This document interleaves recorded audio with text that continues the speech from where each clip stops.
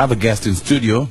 He's the MP for Castries South, Dr. Ernest Hilaire. Welcome to the program, sir. Well, thank you very much, Timothy, and a pleasant good afternoon to all your listeners. Your thoughts on our HBI this afternoon?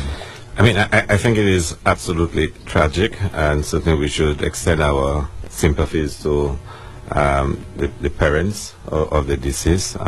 It's a bizarre incident. I mean, really, really bizarre.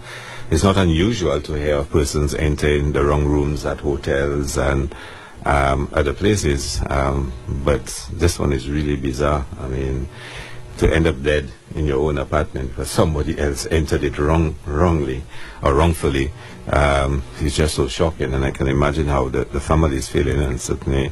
Well, I put it to you that you cannot imagine how the family is exactly feeling. Yeah, you're absolutely right. I mean, you can imagine sorrow that they're going through, but you can never imagine what they're actually going through.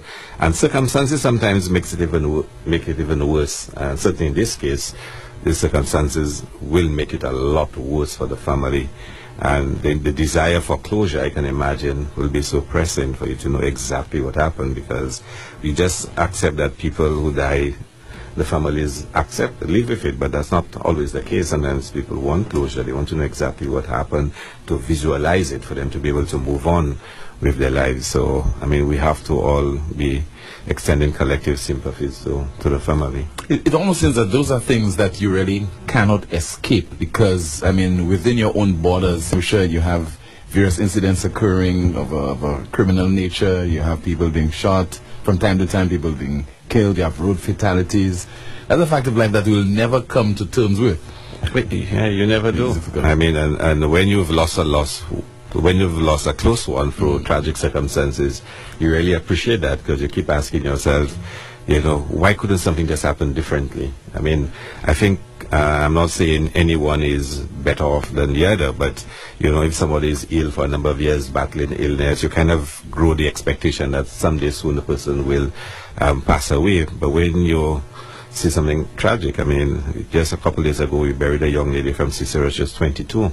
She died of cancer, and she was an absolutely beautiful young lady in her prime, and then she's lost, and you almost ask yourself, why does that have to happen? And when you add the tragic circumstances sometimes with death, you just wonder, what if the car was traveling a little slower? The person would not have died. Or what if the individual was not sitting on the block when the shooting took place, or whatever. So it must be really difficult for some families to have to deal with those situations. Let's go into the politics. Yes. Amidst all that, why can't you guys behave? Why can't you guys love each other? United Workers' Party politicians and St. Lucia Labour Party politicians, knowing all that we've just said there, working in the interest of the people of St. Lucia. Well, I mean, I know a lot of United Workers' Party supporters that I do love. I mean, I'm in love with the Castries South constituency. You love the Prime Minister, Mr. Ernest? Well, put it that way. I never had anything personal against the Prime Minister. I have a fundamental difference with his beliefs and the way he operates and the way he runs the country. But I think, you know... So you would have a bear with the Prime Minister?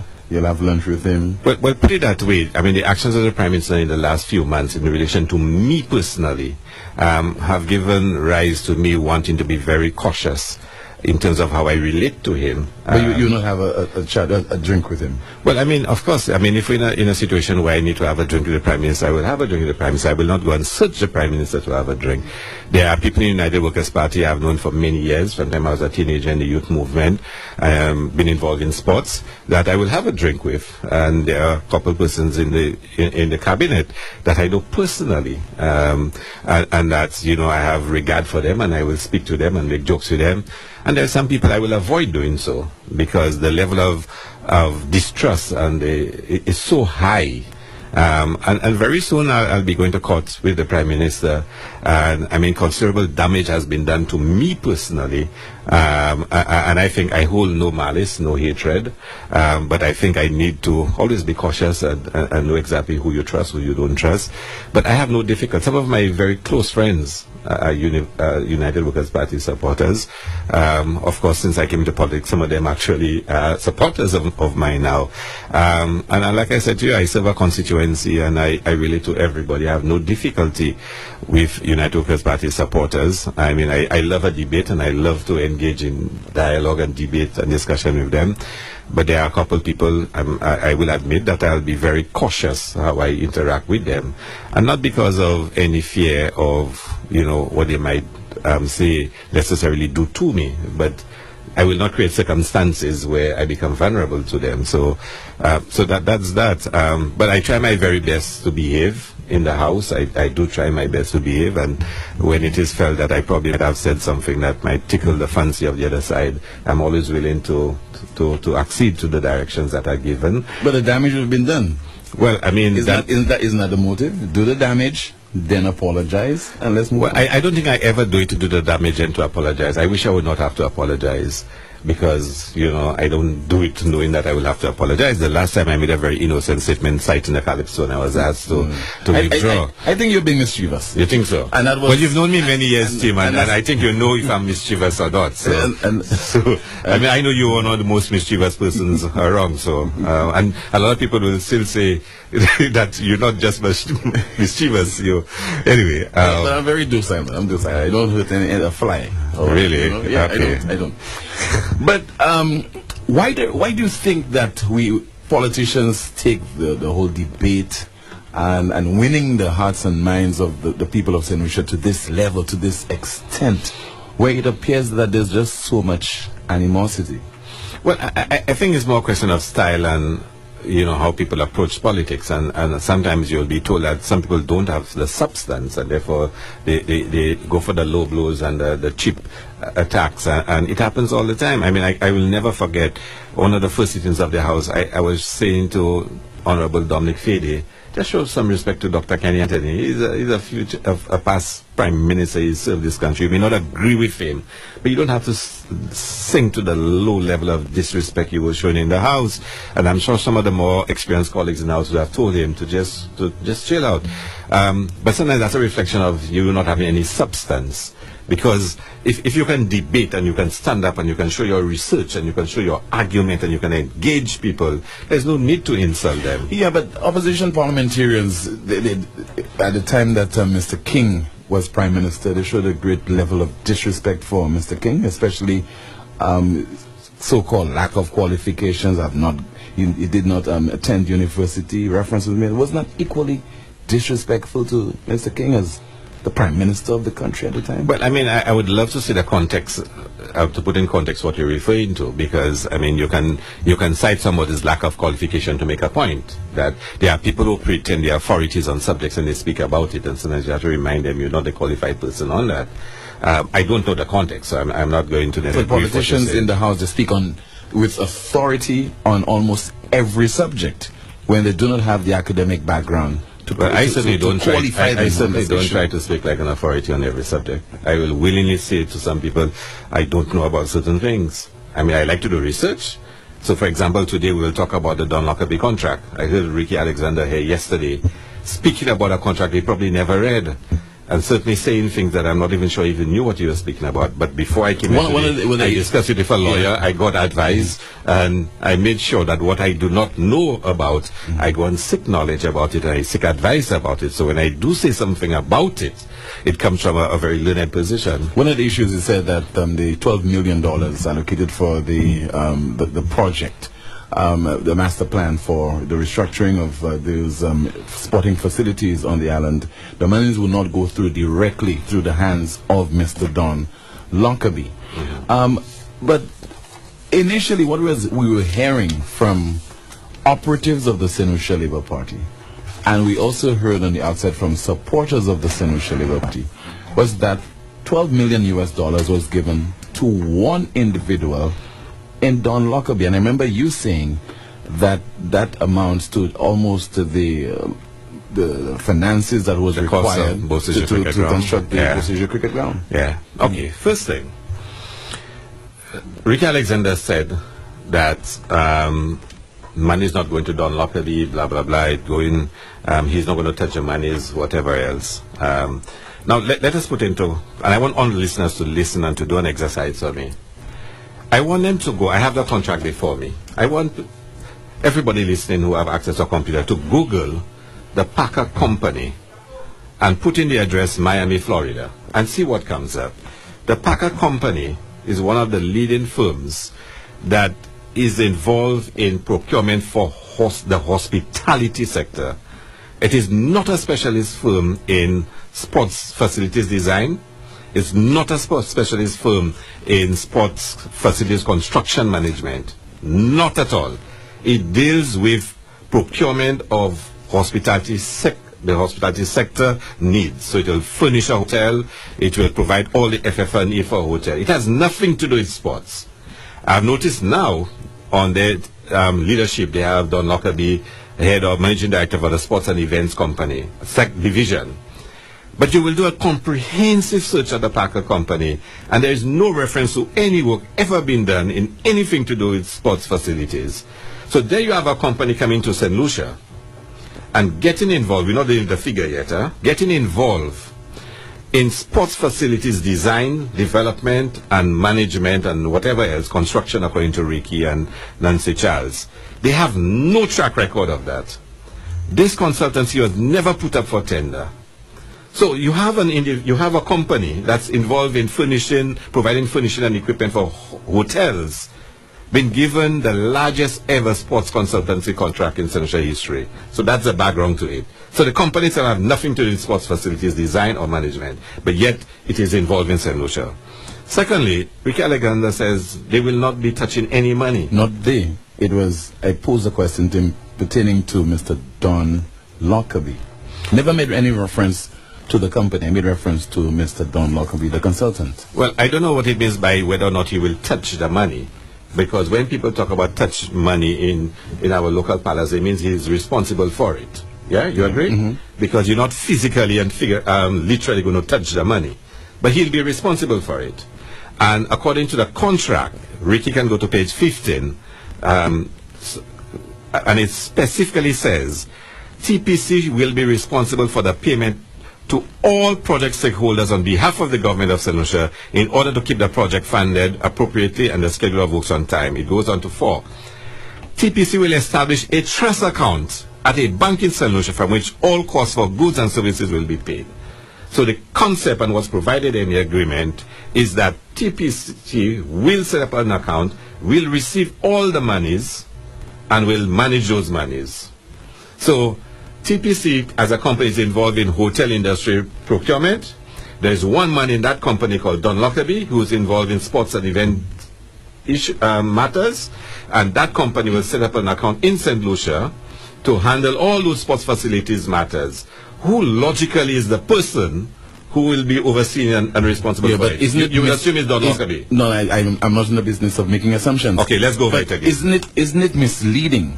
Isn't it misleading to say that Don Lockerbie is receiving that $12 million to undertake the project? Well, let me put it differently. Because it was said. Okay. It was said. Don Lockerbie is responsible for the $12 million. You agree with that one? He's the consultant with that company, and the company is responsible for... And who in the company is responsible for sports matters? He's responsible. So Don Lockerbie is responsible for the money? I don't know. I mean, could dabble in semantics. Okay. I don't know. Let's go again. I don't know if he's... Team is logic. Team is logic. Team, hold on. It's logic. A company is involved in furnishing hotels with requirements. Nothing to do with sports. There's one man in there who's responsible for sports. Hold on, let's follow me here. One man in there who's responsible for sports. Mm-hmm. That one man comes to St. Lucia to deal with sports facilities in St. Lucia. He speaks to the National Sports Awards. That one man visits communities. That one man is doing press conferences in St. Lucia about the same project. Yeah? Mm-hmm. That one man. Isn't it logical to assume that that one man is the man responsible for the work of the company in St. Lucia? All right, we are not lawyers, but the law does not deal with logics. How do you mean it doesn't deal with logic? Tim, come on, man. Get real. Not on the basis of logic. The law is based on logic, Tim. Not directly on the basis of logic, so you can determine somebody's guilt or innocence. The basis... No. Dr. Hilaire, it's on the basis of evidence. But if you can show me directly that he will be responsible for the money and utilizing the money, then we could talk. But Okay, not on the Tim. basis of logics. You will then tell me you don't believe in God because you've never touched God or seen God. But let's go on. Because you want evidence. Let's go on. Let's go on, Tim. Doctor, Let's not waste time arguing. I'm not wasting time. I'm just telling you. Let the callers judge. That's your argument. That's your right now, I'm putting the argument, the discussion to you that a judge or magistrate cannot determine somebody's guilt or innocence. Tim, have you ever read a judicial decision? I have. And see how judges go about reasoning, citing, and to reach a certain making conclusion? Reference to evidence. Right. So the evidence is this contract. I'm not making reference to logics. Okay. There's a vast difference, sir. All right. So you're saying to me, it's not Don Lockerbie that's responsible for the sports. I'm saying to you, I don't have evidence to prove that. So he come in here and speaking about it, presenting to the public, doing the press conferences, and saying all the things he'll be doing is not evidence for you. But his designation is consultant. But Tim, it doesn't matter. It does matter. Because he's consultant in the company, and on the company website he's stated as managing director, sports and events division. You say because he's consultant, he's not responsible? On the basis of what? You're making an assumption on the basis of logics, Doc. Tim, logic has flown way above you, Tim, because if you cannot tell me that a company, and I give it to you again, a company has nothing to do with sports, sports facilities design, gets the biggest contract in the history of St. Lucia's for sports designing sports facilities. There happens to be one man who supposedly is now involved in that company. He comes to St. Lucia. He speaks about the sports facility. He says he's doing the work. He presents plans to National Sports Awards. He goes to the communities. He says, I'm the man responsible. I'm the man doing the work. And then somebody's telling you he must be the man responsible for doing the work, and you say, no, you don't have evidence. Come on, Tim. I don't have evidence that he is the one who would be utilizing the funds directly. I don't have the evidence of that, because you're talking about TPC as a company, and you're talking about him being a consultant with the company. Okay. It's not automatic. All right, so let's look at the contract. Have you read the contract, by the way? I have not read the contract, sir. Tim, well, get serious, Tim. You're going to talk about the matter and about what Ricky said, and but Ricky came here, make reference to the contract. You did not even read the contract. You've never even looked at the contract. Make reference to the contract. Tim, seriously? Yeah, make reference to the contract. Seriously? Let me tell you, the contract says TPC will open an account in St. Lucia, and they will make all payments, which means they're handling all the money. And if Don Lockerbie is the managing director and he came to St. Lucia and he said he's responsible for the project, he's the one presenting it, he's the one explaining it, he's the one doing the press conferences, and he said, I am the man, then that's enough evidence for me to believe that he's the man. Even not having read the contract, I'm saying to you, it still does not make any sense. But let's move on. Tim, no. Even not, Tim, I'm anyway, not having read the contract. I'm saying to you. Tim, let me tell you, you're way off on this one. Way off. But the contract says they will open an account in St. Lucia. But let's go beyond that. Let's assume that Nancy Charles is right. Let's assume that Ricky Alexander is right. How much is Don Lockerbie being paid? Or the Packer company? You don't want me to say Don Lockerbie. How much is the Packer company going to be paid? How much? Because if the $12 million is for construction, how much is they going to be paid? Now, this contract speaks of, this is phase 2. So there was a phase 1 to prepare the master plan. Why doesn't Ricky tell St. Lucians how much was the phase 1? How much was the phase 1? And in the phase 2, which is this document, how much is Don Lockerbie's going, or how much is the Packer company, because you don't want me to say Don Lockerbie, how much is the Packer company to be paid? Why doesn't this agreement say how much Don Lockerbie, the Packer company, is going to be paid? Why doesn't it say it? We don't know how much phase 1 costed the government of St. Lucia. And in reading this contract, there's an amazing clause. Listen to this. So therefore, on that basis, you can say that he will be paid $12 million US. It's probably been paid more. Because if the 12 million are there, it's because in the absence of that information in the contract, assumptions are already being made that he will be utilizing, or will have access to the $12 million US. Well, the contract says they will have access to it. The contract says that. The company of which is... They are not Okay, let's go on. Don Lockerbie. If you say to me the 12 million is for construction, I can also speculate that he's probably getting more than 12 million US, huh? You agree? If what? If you say to me that this does not say how much he'll be paid. It does not say how much he was paid for phase 1. And the 12 million that he says for construction, I can also speculate that he's getting more than 12 million US. Yeah? But why are you in the business of speculating on that issue, not having the facts pertaining to Then it? Ricky Alexander and Nancy Charles should provide the facts to the people of St. Lucia. Say that the consultant, the tender for this consultancy was issued on X, Y, and Z date. We got X, Y, and Z companies, and we chose this company, and this is how much they were paid in phase 1, and this is how much they've been paid for phase 2. And when they provide that, people will stop believing that the 12 million US dollars in there is in fact. Now, but let me continue with you, Tim. You know, they mentioned 6 projects in there. 6. Not one of them is an indication how much it is going to cost. Not one. So if Ricky is saying that the projects that are there, the 6 projects, Mini Stadium in Soufrière, the Henry Sports Complex, Grosley Football Ground, Miku North Sports Complex, Miku South Sports Complex, Grosley Secondary School, 6. According to him, that's the money is for construction of those. He's not saying how much they pay in the Packer Company, Don Lockerbie. Why couldn't he even tell us how much each of these costs?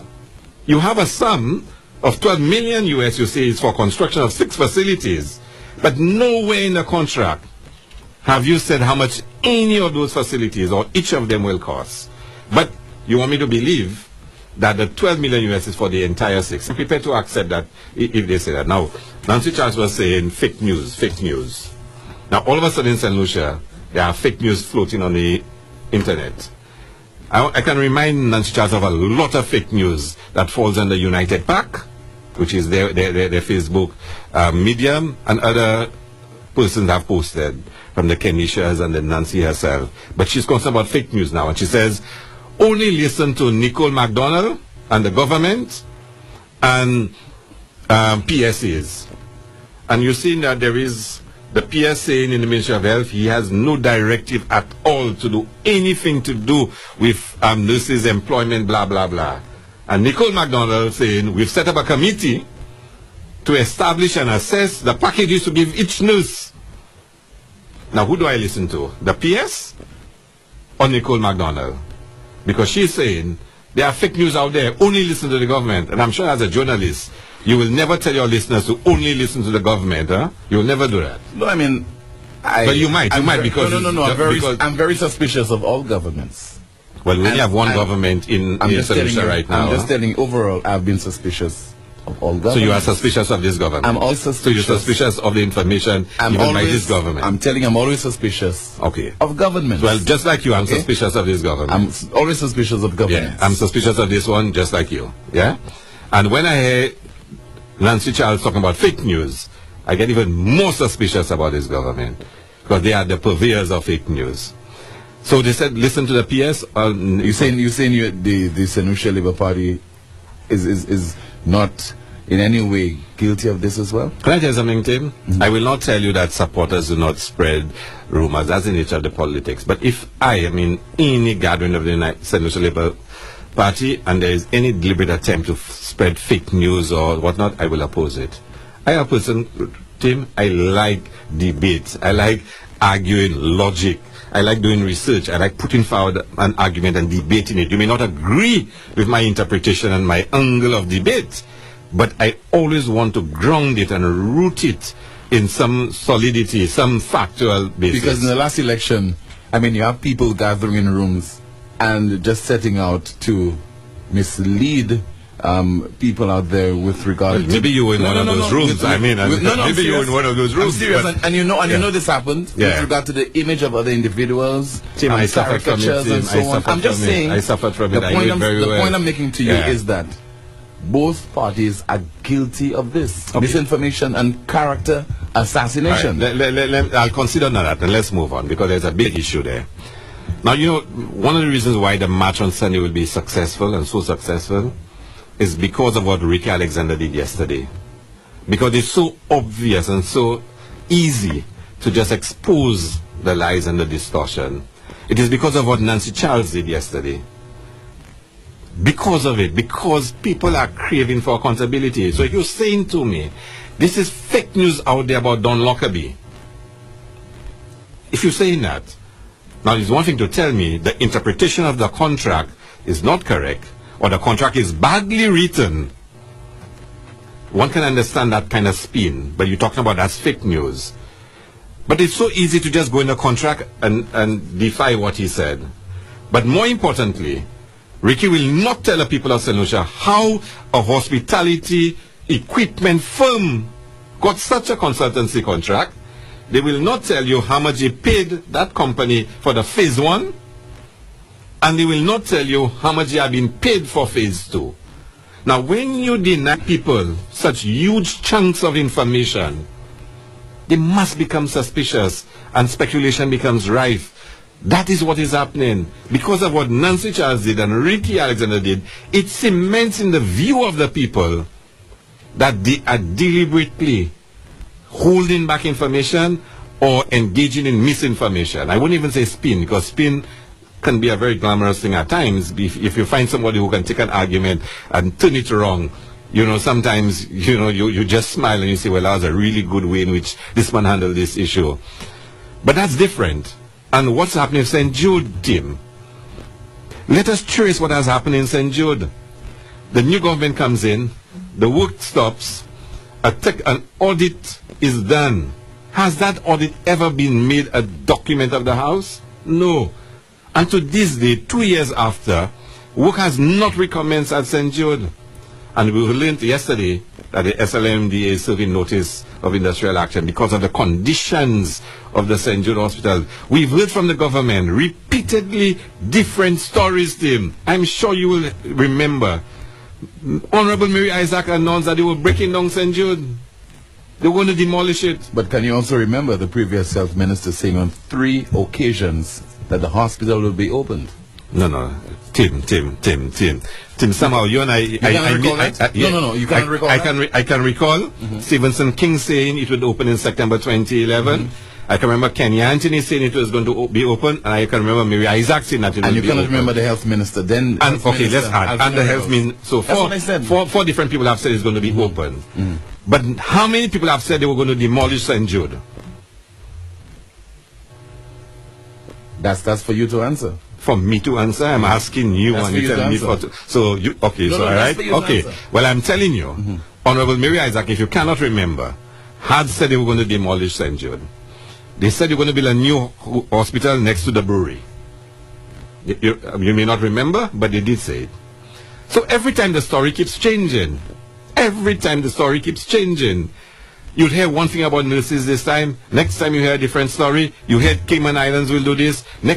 There is a constant set of confusing messages and information being given to the people of St. Lucia, and that's making the people of St. Lucia have anxiety. There is such an anxiety about the state of healthcare in St. Lucia right now, Tim. I don't know whether you have connections where you can fly overseas if you have any health issues, whatnot. But the average St. Lucian is concerned about healthcare in this country. And to be honest, Ernest, people have been concerned about this for a very, very long time. And people feel somewhat let down. People feel let down by the politicians of this country. Those who have been at the forefront in terms of addressing issues relating to healthcare on the island. Because the shortages of medication, shortages of health personnel and so on, this has been plaguing us for a very, very long time. And even when the St. Lucia Labour Party administration is saying that the government did stop the project, what did the previous administration achieve by continuing with it? Tim, my first recollection of a crisis in our health system was Romanus Lancico saying we need a new hospital. And it continued after that. Hold on. No, in the interest of time, because we have to take a break for news and weather. But I'm just saying to you, hold on, Tim, hold on. So that's my first recollection. It continued thereafter. That's my first recollection.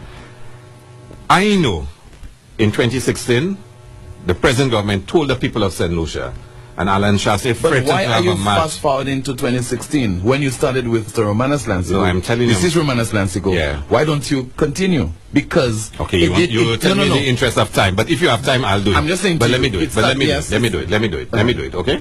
Since you took, I thought we didn't have time, so I was jumping forward. But I'm just saying. So you want me to give you the chronology? No. But you can have it both ways. I'm just saying to you. Do not leave the stewardship of the previous administration out of this. I left the stewardship of Stevenson King as well.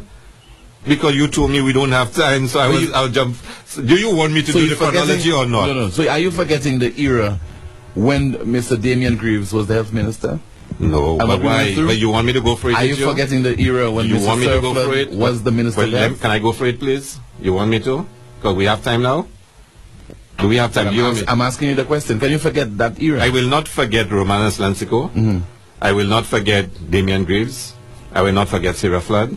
I will not forget Stevenson King.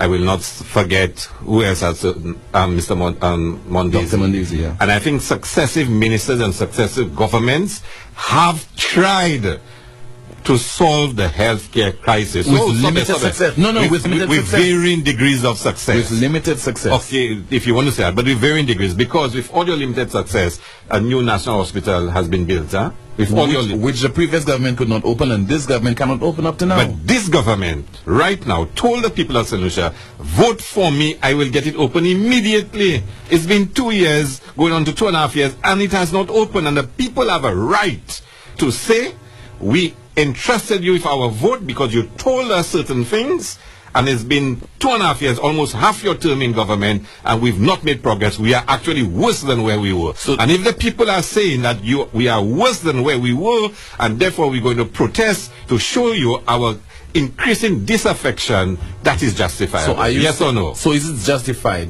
for the previous administration, which could not open the hospital, construct it? They were thrown out of office for that. Hold on. It could not complete the project within 5 years. And the people threw them out of office. Are you saying that 2 years later, the St. Lucia Labour Party is in a position now to return to office on that basis? Tim, can I tell you something? That's a very good question you asked me. On that basis? No, on that, I'll tell you why. It's not only on that basis. I'm asking I can give you 10 bases. No. On that basis. Tim. After being in office for 5 years, Tim. Between... You know why the Central Labour Party should be... Between 2011 and 2016, did not complete the project. Yeah. And 2 years later, it is saying that this government failed the people as far as this... Has failed the people in healthcare. On that basis, should the St. Lucia Labour Party be returned to power today? On that basis, on that record? I'm saying to you... On that record? We have to look... range... CIP, DSH, Dolphin Park. Hold on. On that record, not having completed the project in 5 years. Let me understand what you're trying to tell me, which is a real nonsensical question, huh? But let me try to understand what you're trying to tell me there. Hear what you're saying to me. And that has no basis, no logic, no reasoning behind it. You're saying to me, you're asking me, and I don't even understand the context of the question, whether the Central Labour Party, on the basis of we not having opened the hospital and the government having made the healthcare crisis worse. No, let me ask you the question, because I don't want you to paraphrase. Okay? But I'm saying to you, on the record of the previous administration, having failed to complete that project within 5 years, do you think now it has the moral authority to say to the people of St. Lucia, re-elect me into office on that basis? On what basis? That the fact that you could not complete the project within 5 years, no, and now you're clamoring for the United Workers Party to complete it within 2 years. I'm asking, the basis upon which we will say return us to office is the fact that they've made it a lot worse than what it was. Yes or no? You're hedging on this issue? No, I just answered you. Can I answer you again? Slowly this time. Tim, slowly this time. You're saying it's nonsensical, so obviously you don't want to understand. I'm answering you.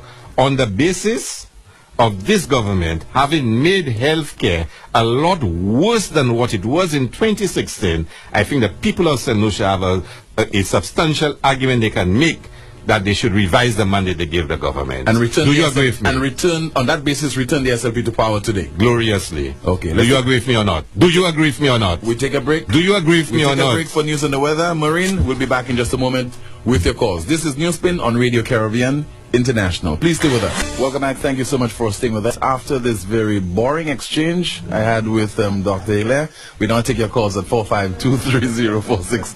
Good afternoon. This is Newsspin. You're on the air. Good afternoon, Tim. Hi, good afternoon, sir. And good afternoon to Dr. Ernest. Hi, Tim, I've heard you push that nonsensical argument over and over again, that the Labour Party spent 4.5 years in office and couldn't complete St. Jude. I will not even go to the financial aspect and the financial equation of the whole project. Tim, why don't you think of the fact that the Labour Party has advanced the work for 4.5 years, which means the party in office right now has less work to do. So you cannot say that they will have another 4 years to complete the job, or another 5 years, because the Labour Party has advanced it by 4.5 years. Secondly, I would like to go to the fake news aspect of your discussion.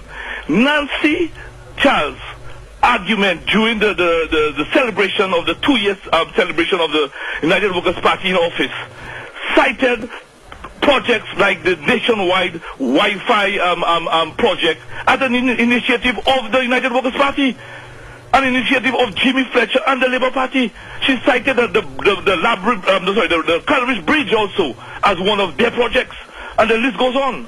Thank you. All right, thanks a lot. Another call. Newsspin and RCI, good afternoon. Hello, good afternoon. Hello. Okay, let's try another line. Hello, good afternoon. You're on the air. Hello, good afternoon, Tim. Hi, good afternoon, sir. Good afternoon to Mr. Hilaire. Hi, good afternoon. Mr. Hilaire, I would like to ask you one question. I know your best word is using the word sue, right? Suing people. How many times have we needed to tell the St. Lucian public at the West Indies Cricket Board, how many times has you been, under your watch, has you all been sued by Denon and Ramnaran? A little Indian fellow from Trinidad made a mess out of you. How many times have you been sued, and how many cases did you win? Okay, can you stay online? I wanted to answer you. Yes, You still there? I still have more for you. Okay, let me tell you. Do you know what year I became CEO of the West Indies Cricket Board? No, I don't. But you want to ask me questions. You don't even know the background. But let me give it to you. I became CEO in 2009. Before I became CEO, every single year there had been a strike in West Indies cricket for about 5 years. I became CEO in 2009, and they've never had a strike since. They didn't have a strike during my 3 years, nor since I have left. And one of the reasons is because of certain measures and the way we approach the handling of disputes with the West Indies Cricket Board. The West Indies Cricket Board had a practice, before I became CEO, of whenever there's an issue with players, to go to mediation and to try to settle the matter. And then when we did a review when I became CEO, we realized that this was a wrong approach to use, simply because you go to mediation, and the whole approach in mediation is to virtually find a resolution that both parties can be happy with. So a player is in discipline, a player does something that is wrong, you charge him, the Players Association decide to go to mediation with you, the settlement is pay the player half his fee or do whatever you have to do. So the board, every time the board went to mediation, there was always a settlement that both parties had to be satisfied with. And Dinner from Narayan would chalk up one win. By the time I became CEO, the board had probably, according to Ramnarayan, lost about 10 or 12 cases, according to him. Now, that was before, hold on, let me finish. That was before my time. When I came in under Dr. Julian Arhant, we decided, you know what, we're not going to mediation anymore. We're going to go to the courts and follow the memorandum of understanding and decide those matters in court, rather than go to mediation and conflict resolution, where he always claims he wins because both parties have to get something which makes them happy. Ever since, have you heard any case against the board being lost? Because when you go to the courts to settle a matter, it's different to going to mediation. But the board had never taken such a strong approach to dealing with player disputes and player matters. But the important point is, and you say what you say about the Nandafra and Ryan, you don't even know when I became CEO. But since I became CEO, all strike stops. Put new systems in place, new ways of dealing with issues. Of course, during that time, there were still player disputes. And I must say that the West Indies Cricket Board has moved on quite a lot. And with the new leadership in the Players Association, they have been able to resolve some of those problems, and some of the issues in West Indies cricket, we've been able to move beyond them. So when you call and you're going to speak about something, it'd really be useful if you had some more information or facts about what you're talking about. So you understand now? Brief comment, Connor? No. Yeah, all right. So let's take a brief comment. Listen to me, right? Brief comment. Do you know lady named Portia Simpson? Okay, caller, I'll have to end it there. Thank you so much. 452-3046. This is Newsspin. Good afternoon. You're on the air. Hello. Good afternoon. Yes, good afternoon. Hi, good afternoon, sir. You're on the air. Yes, thank you, Ted. I want to say good afternoon to Mr. Hilaire, Tim. Hi, good afternoon. Mr. Hilaire, earlier you came on and you said that you had this contract that showed that the government had given one person a certain amount of money for a consultation on a contract. A consultation? I never said that. It was a consultation, the $12 million in consultation. I never said that. It came from you, Mr. Hilaire. No, I'm not going to... No, that was really not said. That was not That is what was being promoted anyway. So, did I say it, or was it being promoted? Because it was him who said the guy is a consultant and is a consultancy. No. I'm not talking about today, Mr. Hilaire. That came out before. But in any event,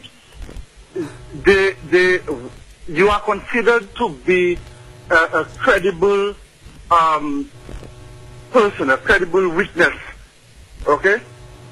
And so, if you're going to give information, people would normally believe the information that you give. Okay, can you go to the heart of your concern, sir? What was the gist of your concern? Why didn't you try to find out, as a member of parliament, at least try to find out what the 12 million was for, and your party included? Why didn't you all try to find out what the 12 million was for, rather than come in and mislead the public into believing that it was going to one individual? Okay, just stop there. Thanks a lot. Well, Tim doesn't want you online. Yeah, but go ahead. But Tim, I was going to ask him, before you cut him off, has he read the contract? Because I have a copy of the contract. So saying that I'm misleading and I should go to Parliament to find answers, I have a copy of the contract. And the contract is in the public domain. But more importantly, like I said to you earlier, Tim, if they are saying the money is not for the Packer company, is not to be used by the Packer company, can you tell us how much you pay the Packer company for phase 1 and how much you pay them for phase 2? If that monies have no relation to them at all, can you just provide the public with the Packer company compensation for phase 1, phase 2? Can you also, whilst you're at it, tell us how did you come to choose a company that provides equipment for hotels to get the biggest sports sports management and construction administration services contract in the history of St. Lucia? You'll take 2 more calls. Good afternoon, this is Newsspin on the air. Hey, Brother Simi, I'm so happy you called. I'm so unhappy that you're one of my last 2 calls. Why Quickly. your partners, man? No, quickly, go ahead. Let me, I just want to remind St. Lucians that on Sunday, I think it's the 9th of September, the father of all matches. The father of all matches. I will not take this as a call. That's not advertisement. Another call. Good afternoon, this is Newsspin on the air. Good afternoon, Mr. Paul. Yeah, good afternoon. Quick comment, sir. Mr. Hilaire. Yes, sir. I would like to know, when are we going to have back our seabed, our 83 million acres of seabed? And I also want to know... But can I answer you? Can I answer you? Yes. Where's the seabed? I got some more questions to ask. Yeah. Where's the seabed? Brush. Huh? Where's the seabed? Where's the seabed? Yeah. You list it out. You all list it out. But okay, stop there. Let's not quarrel. Let's have a conversation, yeah? Just slow down. Did you follow the decision of the Life Tribunal on that matter? Listen, let me do something. No, stop there. Let's talk. My brother, let's talk. Is it still in court? The last tribunal ruling. Are you aware of the last tribunal ruling? No, I'm not aware. Okay, well then I'm asking the question. Can you Is it still in court? Can you, St. Lucia won it, the case, and the gentleman has appealed it. So when you ask it, again, that's what I'm saying, you're going to ask a question, but you don't even know the background to the issues. Another question okay, to you. Next question. Another question to you. You all promised to open St. Jude's every month for 5 years. Okay. Did you all do it? No, but go on. Thanks a lot. How many houses have you built in your last term or last 2 terms in office? Okay, thanks a lot, sir. We'll take our final call. Newsspin and RCI. Good afternoon, you're on the air. Hello? Yeah, hello. You are final caller, ma'am? Yes. Shall I go ahead? Yes, go ahead, please. Yes, good afternoon. Mr. Timothy Paulion. Yes, good afternoon to you. Yeah, that's Gilberto Centros. We haven't spoken for a long time. I'm okay, Doc. How are you? I'm very good. Yeah, I get the opportunity off and on to listen to your program. And I just wanted to make a little contribution. Go right ahead. And then I want to say, Mr. Paulion, that you have great influence. And what I'm going to say is something that has been said before, but, you seem to negate it and don't want to consider it. I'm talking of government of national unity. I know we've spoken of that before, but, it's something I think we need to look into, because it's so very sad the way our country has become divided, and we are making very little progress. In fact, you know how we go backwards because there is so much infighting. So I'd like us to consider government of national unity. And then, Mrs. Charles has spoken about the fact that this government is doing things so differently, and in talking of doing it differently, I want her to realize, yes, sometimes we need to do differently, but we need order, we need discussion. So order and discussion, very important if we want to do things differently. And then as we talk of the master plan for Castries and demolitions going on, there is, a sequence of events. So, in common minds, it would think that if you're going to demolish, you know where you're going, you have a plan for it. And even in, the redesigning of Castries and the fact that a consultant is really, going to be engaged. What about us who live in Castries and St. Lucia? Don't we have a say? There was a time there was a plan laid out at the City Hall, and I hesitate for this government of national unity. Because, what's the point of fighting? What is the fight about if you have real, genuine people wanting to make our country progress? And putting together this government of national unity, it is important to, look at this so-called integrity commission that will look at the persons that will comprise it. And, we really need some sort of screening of persons that will comprise this government of national unity. Now, I know some of your callers and some Lucians, they have great joy in the fights, like cockfight and so, and, peace is not something good for them. But I think it's important that we work towards, peace. And I think we need to revisit this government of national unity. So when you talk of it, Timothy, whenever you talk of it, don't say never, never, never. Don't say it's difficult. I prefer to say it's not easy. So let's use the word not easy. And I think that's something we Lucians need to think about as we go marching, we talk, and, remember it's our peaceful St. Lucia, this piece of rock that so many people want to come to and be here and do things with us. But let's have some peace and let the love flow. Okay, Doc. Thank you so much. Just there from Dr. Gilbertha St. Rose, our final call. What say you to this? Government of national unity. I see you in disagreement. Well, I'm not going to respond as a politician. I'll respond as a political scientist. You are a politician. I'm talking as a person with an academic background in political science. Mm-hmm. You have to examine, when you say government of national unity, are you saying you're going to have no parties in political parties in St. Lucia? Then then you have a dictatorship then? Or what you're going to have? Okay, maybe not necessarily a dictatorship, but you're going to have, what's your mechanism for choosing people? You're not going to have elections anymore? Are you going to be a one-party state with one set of people becoming? The foundation of democracy is the contest of ideas. The fact that the contest of ideas can become divisive and even become nasty sometimes and sometimes so negative. Sorry for interrupting, because it can be violent as well. Now that's not really in our nature per se, in our culture. Political culture. But just realize what happened just yesterday over in Brazil. Yeah. Okay, and we had that in our midday news edition, that the Brazil presidential frontrunner lost 40% of his blood after he was stabbed on Thursday, and the far right ring politician was attacked at a campaign rally. Right. Now, so there are countries where it goes to that extreme. Can we say it cannot happen in St. Lucia? Well, I can't say anything cannot happen. I know we follow a Westminster system where some of those behaviors do not really characterize us, although one can point out in Jamaica in the 70s and 80s, political campaigns led to hundreds of people dying. But they've matured beyond that. And of course, we know a lot of it originated in Cold War politics. But when one speaks of a government of national unity, there has to be a more substantial discussion as to exactly what does that mean. Because I'm not sure we want to have a system where you don't have checks and balances that are provided by a very active opposition.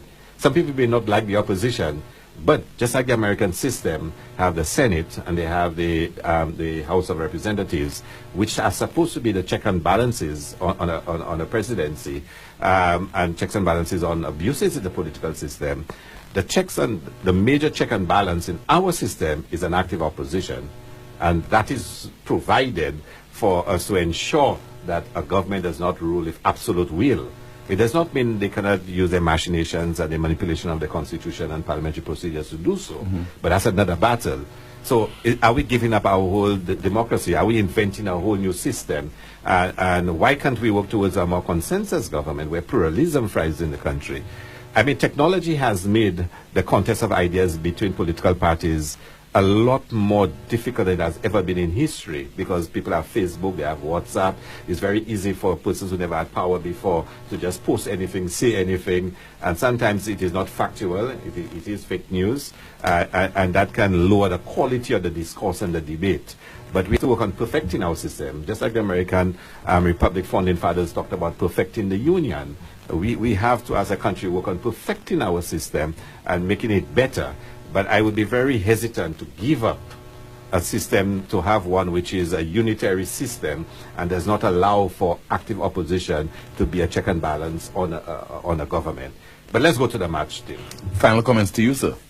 I want to invite all St. Lucians to come out on Sunday, September 9th, meet at the Vigil playing field from about 1:30, and for us to show the government our disaffection with what's happening in the country.